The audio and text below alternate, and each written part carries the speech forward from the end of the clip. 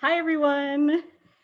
Welcome to tonight's Practice World. I am Anne-Marie Baines, founder of the Practice Space, and this is our performance series, which we're calling Practice World. Practice World is all about showcasing the diverse voices of our local community, which is Richmond, El Cerrito, and beyond in the San Francisco Bay Area. So this is the week of Thanksgiving and also the month of the election. And so we decided that tonight's themes would be country, family, and land. So we are joined here by three wonderful speakers.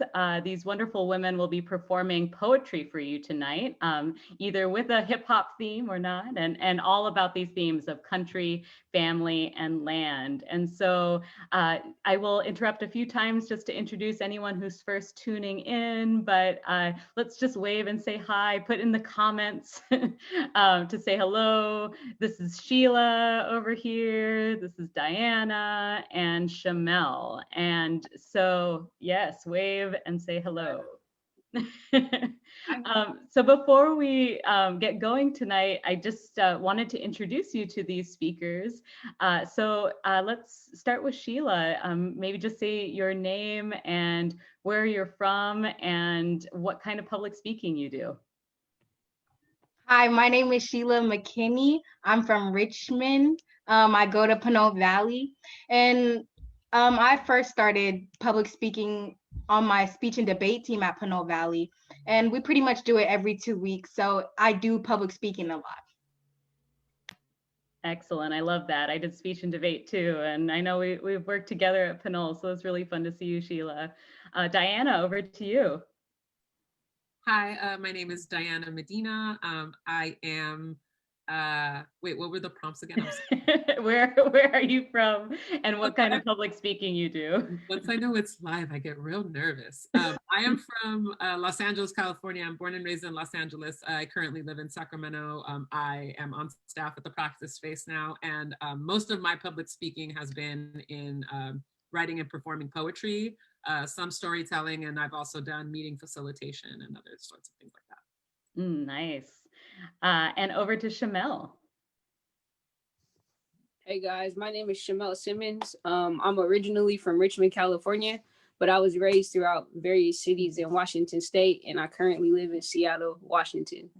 My first introduction to public speaking would probably be when I was little, and we were having to learn our speeches for different church holiday events or plays or whatnot, and we always had to say it in front of the congregation. So we had to practice and get ready. So that was probably my first introduction. Oh, yes, I can empathize with that. That's where I first, I think, did anything in front of anyone was at church. And also love that you lived in Washington State. I love it up there and spent some time up there. So thank you for joining us. I went to University of Washington, so I was in. Okay. Yeah. That's literally 7 minutes for me. Oh, wow. Yay. Yeah.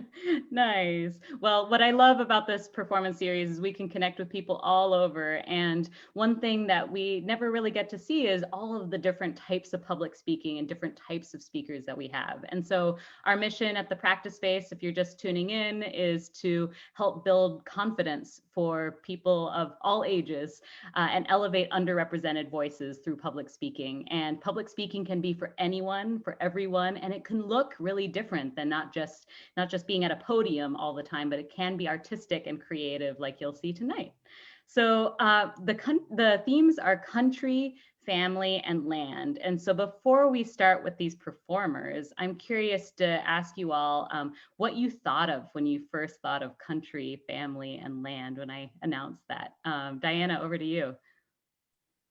Yeah, my first thought on that theme was the immigrant experience, particularly being first generation and feeling like there's two cultures that you always grow up in, being first generation, and visiting Mexico and not really feeling fully Mexican there, and then being Latino in America and not always feeling fully American here either. And that notion of land being this thing that doesn't always feel connected to you.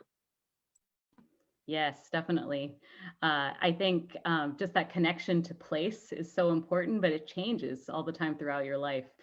Sheila, what did you think of when you heard country, family, and land?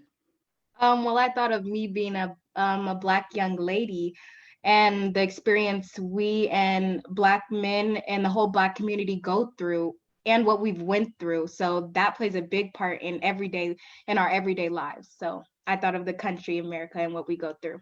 Nice. Come on, let them know, Sheila. Ah. Let them know. I love it. Chamel, how about you? I thought about ownership. I thought about our ancestors and togetherness, because family and stuff is all that we had. So that's what I thought of. Yes. I think whenever we think about land, a lot of the big question is, who owns it? Who does it belong to? And all the history that goes into land as well. So if you're just tuning in, leave lots of comments. It's part of building confidence is knowing that there are people out there supporting you and rooting for you. So I know, oh, yay, Jamie says, go Sheila. And Bishop James Williams says, goddaughter, I love you. Lisa Harris says, family. And Lisa Harris also says Chamel with many L's. Lisa's also, Lisa! Hey, what's up, yo? Hey, Sheila is what? I didn't know you had a beast over there, Auntie Lisa. I see you. Yes, Lisa's also rooting for you, Diana. I know you haven't met yet, but she's rooting for you, and lots of people saying hi. So definitely keep adding comments. One thing that's really a sign of a good public speaker is if they can connect to the audience. So we want to hear your connections to each of these poems. Like, how does it resonate with you? How does it make you feel when you hear each poem? So we're going to hear the poems now. So we're going to start with Sheila, and she's going to be performing her poem, and then we'll ask her how she came up with it afterwards. So we'll go over to you, Sheila. My poem is called America, the Land of the Free.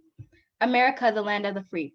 I'm sorry, did we disturb your peace? It's not my fault my ancestors were dragged with the leash. You stole us from the motherland to bring us to a land you call free? Where my people had to work till their knees was weak? Seems like stolen land is your only priority. America, the land of the free?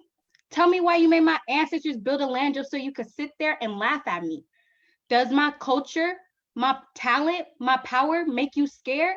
Put us in chains because we're too much to bear? Nah, all these years of serving power fiends, we died by our skin by any means. The struggle is real, but not real enough for you to notice the pain. You made me this way.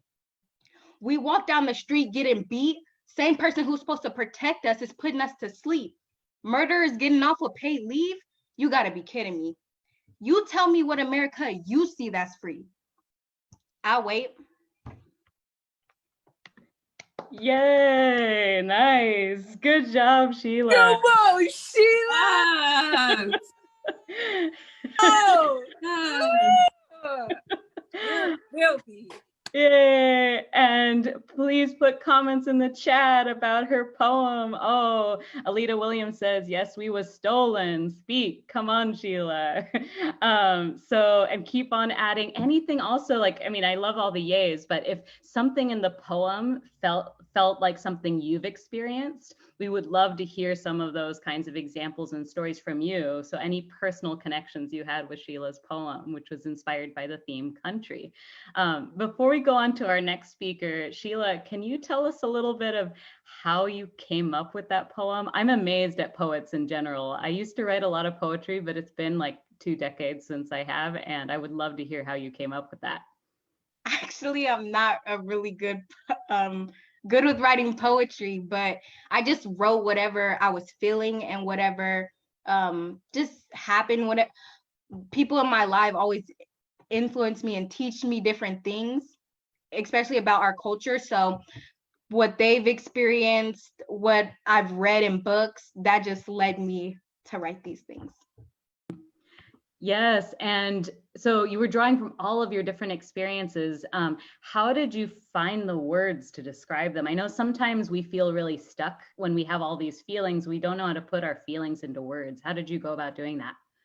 Honestly, I just wrote what was on the top of my head, and I came with it. It was a process. So I came up with the poem um pieces by pieces, pretty much. And then I put my ideas all down on a Google Doc, and whatever I liked or didn't like, I had it at the bottom and then put it together like that, if that Nice. makes sense. Yes. And so when you thought about the public speaking part and how to perform it, how did you, I know we did a little coaching session right before this, but that was only, 30 minutes or something. And so, and even in that coaching session, you improved so much. So like, what helped you perform either from our coaching session or from your own preparation? Doing it over and over again in the mirror in front of my siblings, they told me, like, especially my sister, she told me like what I need to add, like what to give it that good, to get people to understand. And you pretty much gave me the last finishing touches. So yeah. Yeah, were there finishing touches that were the most useful? You did all of them, by the way. So what finishing touches stood out to you? Really emphasizing culture and talent power, that helped breaking up America, the land of the free, and that pause at the end. Yes, that was it. Excellent. Well, you have many more comments here. The delivery was great. Awesome. Awesome. And people saying, yeah, Mariano said it was powerful, beautiful, and America isn't free. Snap, snap, snap. So yes, and if anyone is just tuning in and missed that poem, this live will stay on our feed on TPS Nonprofit on this page. So you can share the link with lots of people. We'll also put it on YouTube so you can share Sheila's words with the world. Thank you so much, Sheila. We're going to go over to Diana, who also has a poem. I do. This poem is called Parents, so more related to the family piece of the theme today. Ama, Apa, I see both of you and I see myself. I see how your wisdom is reflected in me like a mirror. When you look at me, you see your best and worst qualities staring back at you in this stubborn, rebellious, loud-mouthed, determined black sheep of a daughter. I am overflowing with the essence of Natalia and Jose, her gift with words, his determined work ethic, her unshakable conviction, his creative resourcefulness, her attitude and sass, his humor and wit. All of it is also mine. All of it is also me. There is nothing about me you haven't had a hand in creating. I hear how your words tell me, stop, cálmate, wait a minute, habla con Dios, take it easy, mija. But I also see how your eyes tell me, échale ganas, feel things, vuela, mija, God is guiding you. And I listen more to your eyes than I do to your words. You see, my gut has always told me your dirty little secret, that your eyes are where your hopes and dreams for me live, and your words are where your fears and worries for me live. And your words tell me, your words yell at me because you worry that you've created a monster, but your eyes are beaming at me because they are certain they've created a warrior. We go through the motions of these disagreements as a formality, keeping the dance for parent and child alive. And in that dance, I see it. I see your eyes betray your words. You can't hide it from me. You are me and I am you. I know what you really want because I know what I really want. You want to stop time for both of our sakes. You want to keep me a baby just a little longer. You want me to stay where you can see me and keep me safe. But you also want more than what you thought was possible for you, more than what your parents and grandparents could have ever imagined. And we have the same heart. So I know what I have to do when your words cry out in fear and your eyes glimmer with hope. Our hearts are just not a place capable of storing lies. Only these truths can exist there. One, that you deferred your childhood, so you made sure I'd had one. Two, you knew the world would not be kind, so you raised me with faith and courage and fear and worry to keep me vigilant. Three, we are monsters, and every monster has to have a little warrior in them to be scary. Four, We are warriors, and every warrior has to have a little monster in them to be strong. Thanks to you, the world is not ready for a woman as strong as me. When I was born, you cut the wings off your back and gave them to me, not knowing where in the world I would fly off to or when I would leave. You armed me for a journey into that unknown with an endless supply of bendiciones and burritos. You agreed to stay exactly where you are so I can always find you when I've lost my way, knowing all the while that my words will forget to say thank you, but my eyes will always be grateful. I am going to fly despite all of our fears because my words promised your eyes I would. You crossed a border to give me this life, and every day I ask myself, what border do I need to cross to pay you back for that sacrifice?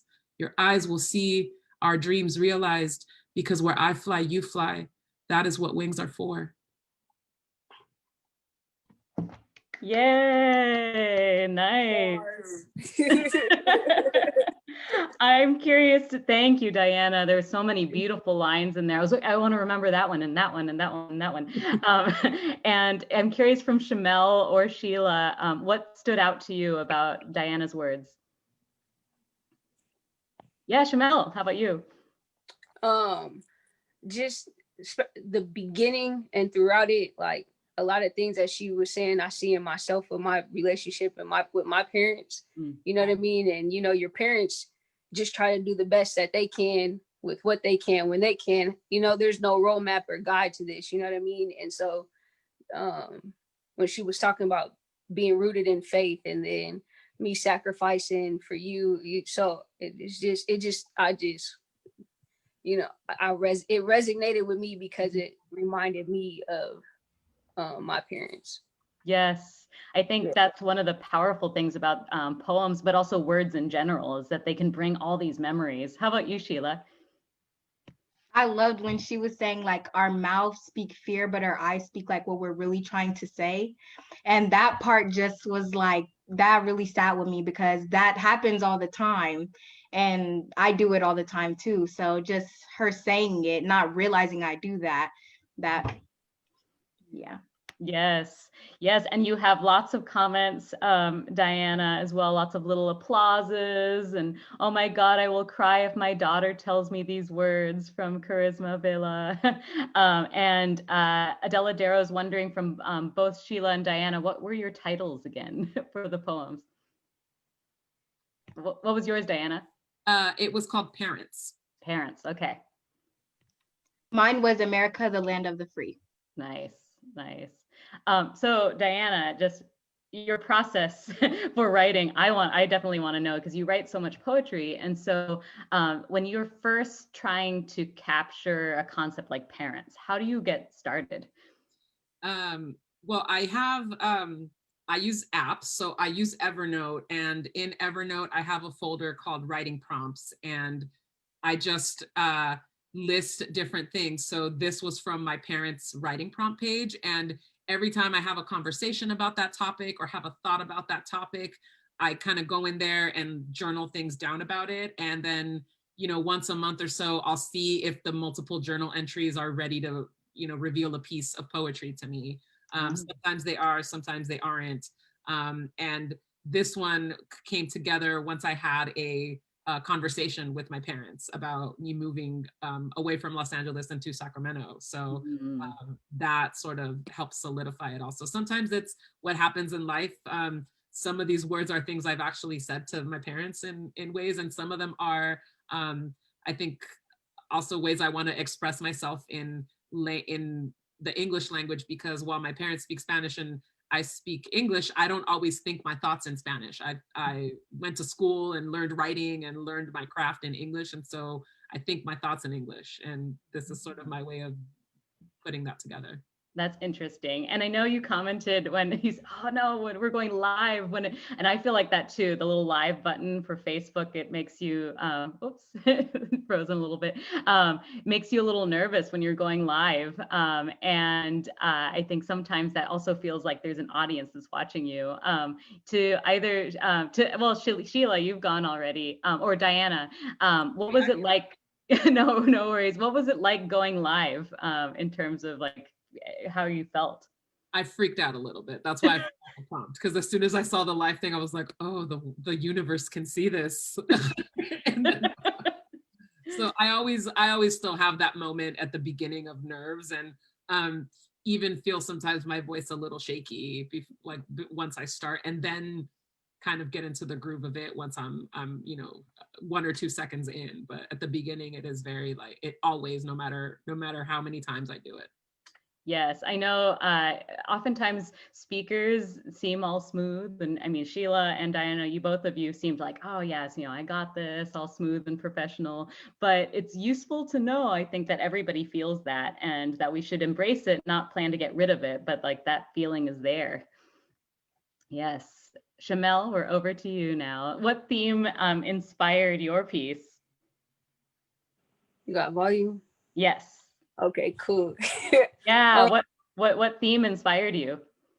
It was a collection of different themes, from everything from what was happening in the Black community, as far as Black people dying every day, as far as the oppression of Black women, like just you have so much hatred and stuff going on, and people spewing out right now, and it's just like, as a people and as a culture, like, you're tired of being treated a certain way for no reason. You feel me? You're tired of being discriminated against because of the color of your skin. You're geniuses, you are magic, you make the world go round. Without you, there is no existence, but we're feared, and we're being killed, and we're being held back in society in more ways than one, because of our greatness. And like the fact that a group of people, or a person in general, feels like it's their duty to be in control and dictate for others is just crazy.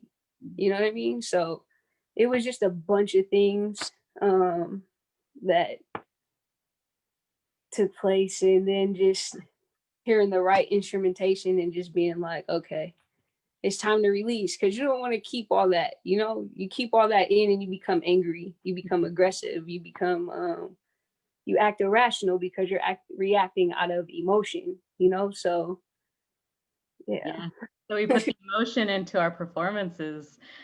There's lots of people who are excited to hear your words, Chamel, and Joel Jacobs is out there really enjoying the poems, and Lisa Harris has put in a few more awesomes and yays. So without further ado, let's go over to your piece, Chamel. All right, so this piece is called Sorry. It goes, I will never apologize for being real through all the lies. I never switched when others did. When it came to work, I put it in. Fell back, played my position. Let them talk. I just listened. Ridiculed and misused only so long. I'll play the fool. They talk about you really bad when you speak your piece. They justified through a badge killing us in streets. Then they wonder why we mad. We ain't got no peace. Then they try to hold our tongues when we go to speak. Said all these riots ignited because our backs on the wall. We are standing united, demanding change for us all. It's time for us to move forward with this revolution. Been promising us for some years and still no solutions. Time to reevaluate the way we really moving. We could build a conglomerate on a bigger movement. See what's the best that can happen when the boss step in the room. We keep our eye on the target and always know when to shoot. Recognize what it is and then we move according. Taking notes cause you's a joke and I don't play with cornies. When it comes to the chips, somehow I'm always hungry. I never fold on the flip. I always got it on me. Whoa! Yes. Wow. You did that. Yes. Oh, just to continue our both times. Yes, our verbal applause. Sheila and Diana, what resonated with you? What are your reactions? The part where she was talking about like building a conglomerate on the movement and really capturing the stress of what's happening to the Black community, and it's like wondering why people are upset when look at the history of this. This is not a surprise, and I really just felt that very deeply. Yes. How about you, Sheila? I felt all of it. It was amazing. From the part where she said there was no solutions to them killing us and they have badges on. Like, it was amazing. Everything stood with me and I loved it. Sheila, I was just trying to be like you when I grow up. Girl, I see you out here, girl. Okay. LaShawn Jenkins said you slayed it, Chamel. And Jamise Williams is saying yes out there. And there's so many comments. You have to, I mean, there's just so many to read and lots of claps and pictures. You guys have to check this out later. I'm curious, Chamel, I've been doing public, I mean, everybody does public speaking in their own way. And one purpose for this entire event is to showcase the different ways that people can speak. And so our last event had a lot of stories in it. This one has a lot of poems in it. And the rhythm that you had in your words and just bringing across the emotion in there, how did you do that? This is not I could never write a poem like that. I have no idea how. So yeah, you can. I start every piece or anything, any work or anything that I do with prayer and meditation. You feel me? Like, I'm really big on using my gift, because what I have is definitely a gift from God. Like, I'm cautious on how I use that because it's a real gift. You feel me? And it can really impact and change people or inspire people, motivate people. Like, your voice is everything. You feel me? And there's a lot of people that are afraid to use it and won't use it. You feel me? And when you do use it, there's consequences and repercussions for it. So, like, for me to be blessed to have that gift and really don't care what anybody got to say, like, why not? And I always wanted to be for the betterment of people, for the progression or forward movement, something positive, something that you can grow from, heal from, learn from, because I'm learning and healing and growing through it. That's why I'm expressing it. These are things that I'm experiencing in life. These are situations and things that I'm actively playing a part in and being tested just like you. So, you know, you might be ready to give up, but don't, because we always ready to give up when we right there, or it don't matter. I always just pray to just, help me decrease and the message to increase in me so I can get it out. That's really powerful. I think especially the part that really resonates with me is just like, you feel like you have a responsibility because you have a gift and because there's so many things to express. So I'm curious if there are people out there that feel silenced or feel like they can't speak up. Maybe they're too scared or they have been, harmed and wronged along the way. What advice would you give them for just being able to speak out and be able to get past that? Me? Yeah, go ahead, Sheila. That you matter. Don't doubt yourself. Stand on that and be okay to put yourself first and know that you don't have to. You feel me? They're only going to keep doing it because you're allowing it. Things are never going to change or get better because you're not using your voice. You're not speaking up for yourself. You're not speaking up for the right things. You're being silent. And when you're being silent, you're contributing, because then you're enabling, and then we're still not getting no solutions. Then the people that are willing to step up and willing to use their voice look like the odd ones out because everybody's not using their voice. You feel me? They're doing what they're doing actively and willingly because there's no consequences and no repercussions. But if you take a stand and you're like, enough is enough, excuse you, chill out. This could go crazy if you wanted to, you know what I mean? And then, being okay with it and knowing that you did the right thing and you're doing the right thing and that you're impacting and you're staying true to you, which is allowing you to be able to perform at your highest self so you can continue to break barriers and do things, to be a part of the forward progression of what we're trying to go. Oh, I love that. I love that last idea because it's all about like you doing you so that we can break barriers for others and also take it forward. So it's about you, but it's also about the bigger picture. Major facts. Yes.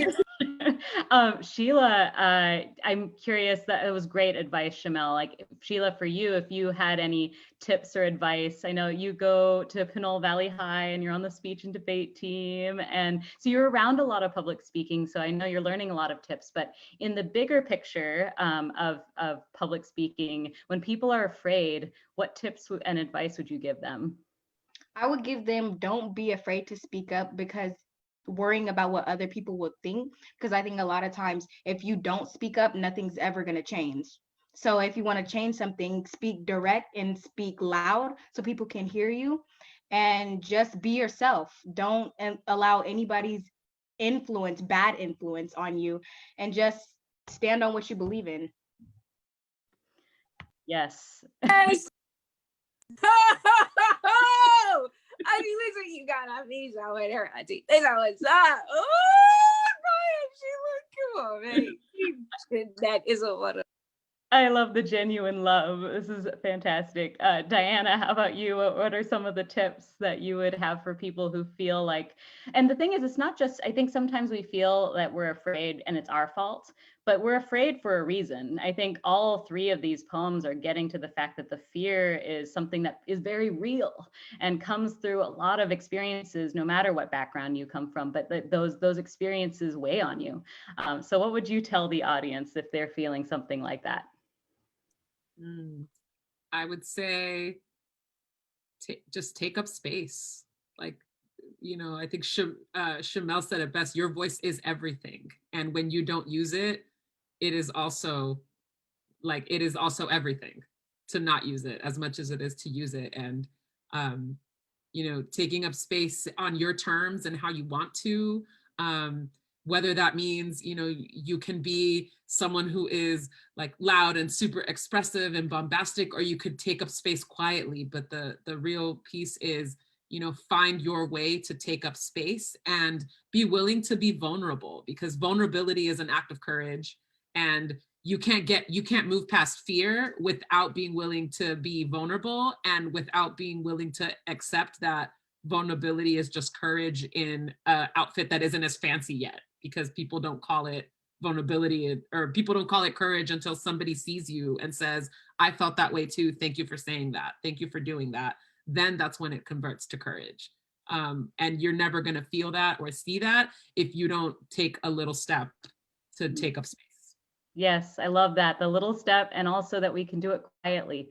I think sometimes we feel like we have to be loud and perfect and polished, but we can do it in our own way as well. And just want I want to encourage you to go to the comments, because there's so many to read, but Brian Marianos has such a powerful group of performances, all with different delivery and inspiration, but each one was so engaging to listen to. Alita Williams, I think this gets to what we've been talking about just now. Yes, we can only play the fool for so long, speak the truth. And so on that note, you already know. Come on, Alita, talk to me. So one more big round of applause in the comments and to each other. We're going to end here. Thank you. I hope you all have a really restful, wonderful holiday, both with family, but also reflecting on these kinds of themes. I think sometimes we need a pause, we need a little break, we need a little vacation to just take all of this stuff in and reflect. So hopefully this gives you a little inspiration to go off and do that. Absolutely. And thanks for having me, by the way. Appreciate it. And Thank Sheila, you for everything. Yeah. I love the love between you two. It's also just beautiful to be in a place where I'm like, I feel like I'm part of your family too. Yeah, it was a pleasure. Hey, you keep dropping them bars, Diana, for real. Too, both of For you. real, your piece was amazing. It was an honor to be among your company, for sure. Thanks. Yeah, pleasure meeting you, ladies. All right. Good night, everyone. Thank you for tuning in. Thank you. Bye. Bye. Bye.